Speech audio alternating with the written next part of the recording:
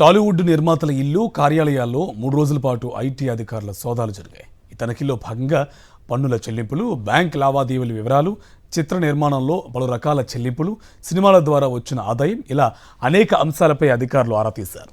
భారీ బడ్జెట్ సినిమాలకు సంబంధించి ఐటీ చెల్లింపుల్లో అవకతవకలను ఈ సందర్భంగా గుర్తించినట్టు తెలిసింది. పలు డాక్యుమెంట్లు, హార్డ్ డిస్క్లు, ఆడిట్ రిపోర్టులు స్వాధీనం చేసుకున్న అధికారులు వీటి ఆధారంగా పలువురి స్టేట్మెంట్లు రికార్డ్ చేసినట్టు సమాచారం.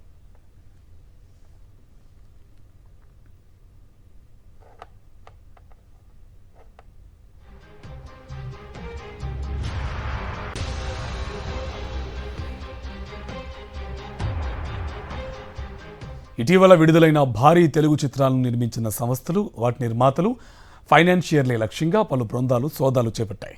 మంగళవారం ఉదయం నుంచి దాడులు ప్రారంభించారు ఐటీ అధికారులు.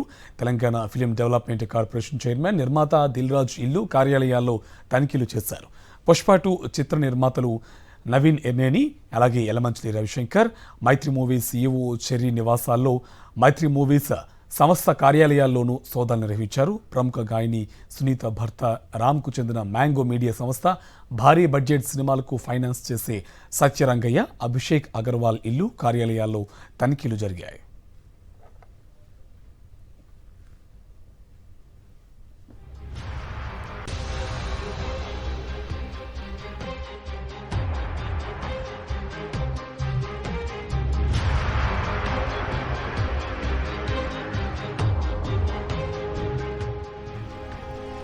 Jubilee hills, Banjara hills, Gachibowli సహా నగరంలోని 8 చోట్ల ఐటీ అధికారులు సోదాలు చేపట్టారు.